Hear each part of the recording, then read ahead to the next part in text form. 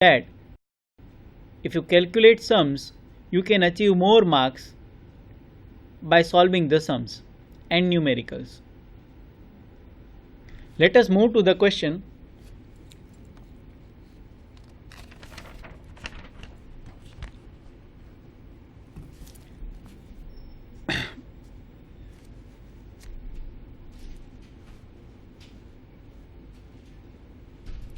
Please show the slide, please. Here you can see that eta 1 is the refractive index of core, that is 1.55, and eta 2 is the refractive index of cladding, that is 1.47. Now we want to calculate the critical angle, and critical angle is always represented by 5C. Here the law of Snell's is used. Snell's law is always used here. So sin 5C is the critical angle, which is equal to eta 2 upon eta 1. Here we have the both values of eta 1 and eta 2.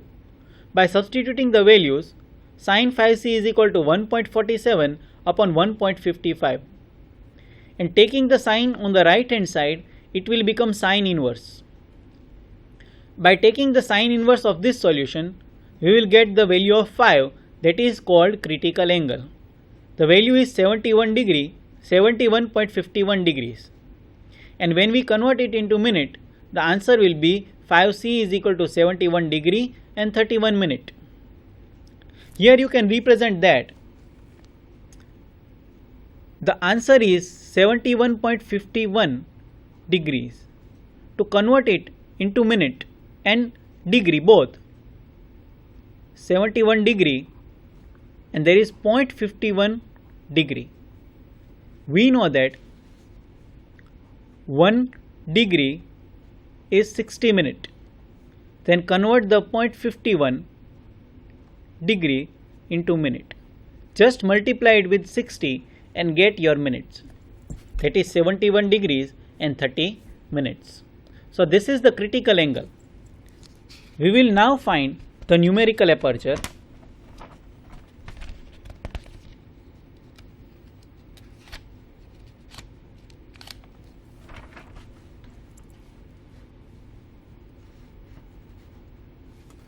Here, numerical aperture is represented by NA, and NA is equal to under root eta 1 square minus eta 2 square. So to calculate the numerical aperture, you should use this equation, that is numerical aperture is equal to always under root eta 1 square minus eta 2 square, which is lot more easier. So eta 1 is always 1.55 here in this equation, and eta 2 is 1.47 according to the question. So 1.55 square minus 1.47 square, it will be 2.4035 minus 2.1609. By subtracting it, you will get 0.2419 under root. By taking the under root, you will get the numerical aperture 0.4915. So numerical aperture is 0.4915. We should now also find the incident angle, that is called acceptance angle, and 5 in maximum is the acceptance angle. Sin 5 in maximum is equal to under root eta 1 square minus eta 2 square is the equation to find out the acceptance angle. Just take the sign on the right hand side, it will become sine inverse. Here we know that eta 1 square minus eta 2 square is 0.4915. We are substituting directly this equation here, this value here, and we are getting the answer, that is take the sine inverse of this and get 29.43 degree. And when you convert it into minute and degree, 29 degrees and 26 minute is the answer of 5 in maximum. So in this manner, we will calculate the sum of fiber optics, which was asked for 6 marks. Moving towards the next question, we will move towards our slide and just observe the question 4C. This question is only asked for the definition. It is asked for 4 marks. It is given that define superconductivity and total internal reflection. Superconductivity is a phenomena in which certain metals, alloys and ceramics conduct electricity without resistance when it is cooled below certain temperatures called the critical temperatures. That means superconductivity is a state of a material, that means it could be metals, alloys and ceramics which could conduct electricity without any resistance. When it is taken to a particular lower temperature or cooling temperatures that are called critical temperatures, then that material is achieving a state of superconductivity. Now let us define the next definition, that is total internal reflection. If the angle of incidence is increased slightly more than the critical angle, the intensity of reflected light increases and the incident ray get completely, that is 100% reflect back into the denser medium, and this is called the total internal reflection. Denser medium means the refractive index of that medium is also high. So for that, to achieve total internal reflection, there are 2 conditions which are given. Let us observe these 2 conditions. Total internal reflection is satisfied only if 2 conditions are satisfied. The refractive index of core, that is eta 1, should be greater than the refractive index of cladding eta 2. As we calculated the sum, there also the core's refractive index was 1.55 and cladding's refractive index was 1.47. Here also the refractive index of core eta 1 should be greater than the refractive index of cladding, that is eta 2, to achieve the state of total internal reflection. Second point is, light must approach the wall with an angle of incidence that is greater than the critical angle, 5C. So the equation is given that sin 5C is equal to eta 2 upon eta 1. So this is the question which could be asked for 4 marks. Now moving towards the next question, we will just know the Hall effect. Explain Hall effect or derive the expression for Hall coefficient RH in semiconductor. Before starting the Hall effect, we will just know that where the application of Hall effect is. Hall effect is used to know the concentration of charge carriers, to know the mobility of charge carriers, as well as it is also used to know whether the particular type of semiconducting material is of N type or is of P type. And it is already based on a particular diagram. How we will find out, let us see. Let us move towards the slide, Hall effect. First of all, we will know that what is Hall effect. If a specimen, that is a specimen could be of metal or a semiconductor, carrying a current I is placed in a transverse magnetic field B and electric field E is induced in the direction perpendicular to I and B both.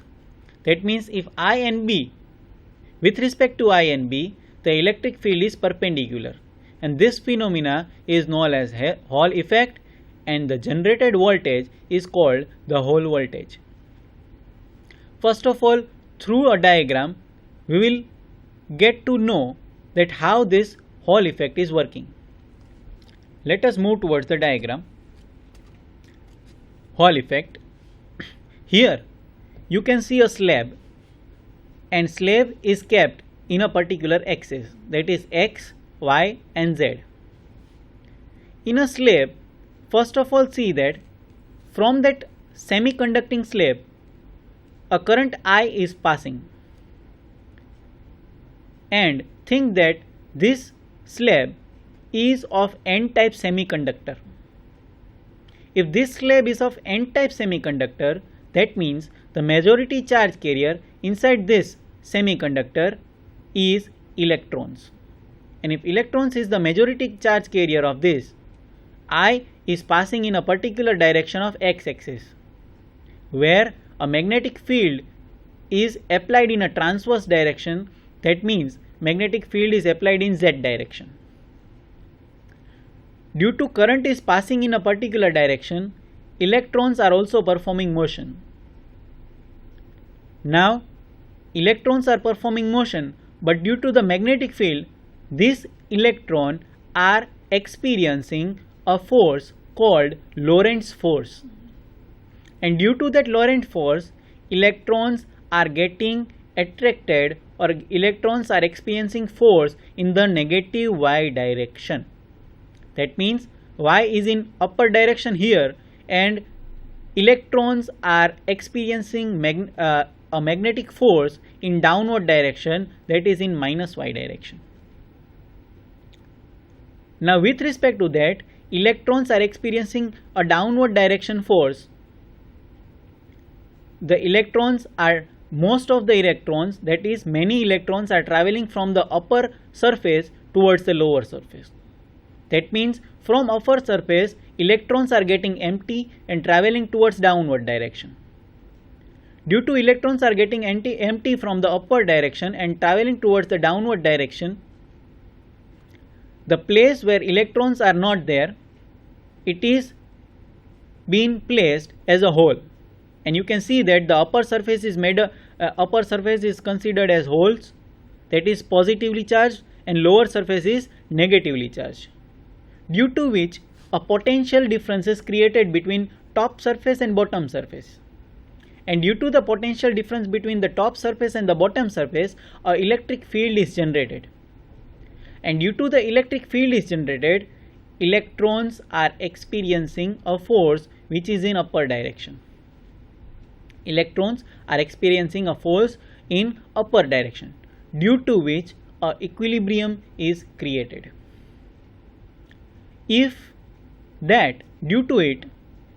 equilibrium is created, you will also get the equation of electric field, or you can also call it as Hall field, or you can also call it as Hall voltage, and you can get equation for Hall voltage as well as for Hall field, and from that you will get the equation of Hall coefficient.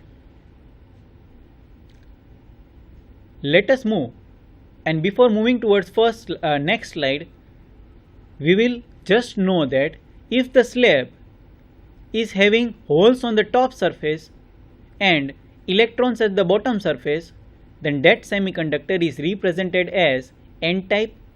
And in comparison to that, if electrons are on the top surface and holes are on the bottom surface, that means the polarity is in this manner, then that slab is considered as p-type semiconductor. Let us move to the equation and complete this question. Here you can see that FL is equal to minus BEVD, where B is the magnetic field applied, E is the magnitude of charge carrier, FL is the Lorentz force, and VD is the drift velocity. This is the equation of Lorentz force. Now you can see that the electric force, as I said that when potential difference is generated, there is an electric field which is applying force to electron in the upward direction. That means Lorentz force is applying force in downward directions, and in the same manner electric force exerts force in the upward direction. And when these both are applying at the same time, a equilibrium is created. That is, Lorentz force and electric force, they both becomes equal to each other. And from that you can see in the equation that minus sign and small e cancel out, and equation will become EH is equal to BVD, where B is the field, EH is the Hall field, and VD is the drift velocity. If B is the width of specimen, distance between the top surface and bottom surface is EH is equal to VH upon B, and VH is equal to EH into B. By substituting the value of EH from the third equation, you can say that VH is equal to B into VDB. The cross section of the slab is BT according to the direction of current. So by substituting the values, the current density J is equal to I upon A, but instead of A it is BT, and BT is the cross section area. In the same manner, current density is also considered as J is equal to minus NeVD, where minus sign represents the sign of electron. Ne is the density of electron in the equation. Now if I make Vd as main, then Vd is equal to J upon minus N small e capital E. That means here the big E represents the magnitude of electron and Ne represents the density of electron. J is the current density and Vd is the drift velocity. When you substitute the whole equation above in above equation, that is the whole voltage equation, Vh will be equal to minus capital B into small b into J upon N small e E. But Vh is equal to Eh into B. So by substituting this value, it will become Eh, which is equal to minus B. Eh into B is equal to minus B small b J upon Ne into E, where Eh will be equal to Bj upon Ne into small e. According to whole coefficient, RH is the whole coefficient, which is equal to minus 1 upon NEH for N type, and RH is equal to 1 upon NHE for P type. So by substituting the values in EH is equal to Bj upon Ne, 1 upon Ne is equal to RH, so Bj RH. So RH is equal to EH upon JB. Now substituting the values of EH and J, EH is equal to VH upon B and J is equal to I upon BT. Substituting this both equation in 12th equation, you will get the equation that RH is equal to VH BT upon I capital B small b. From numerator and denominator, B will be cancelled out and the equation will be RH is equal to VHT upon IB. This equation is the equation for whole coefficient. So this was the equation to derive the whole coefficient.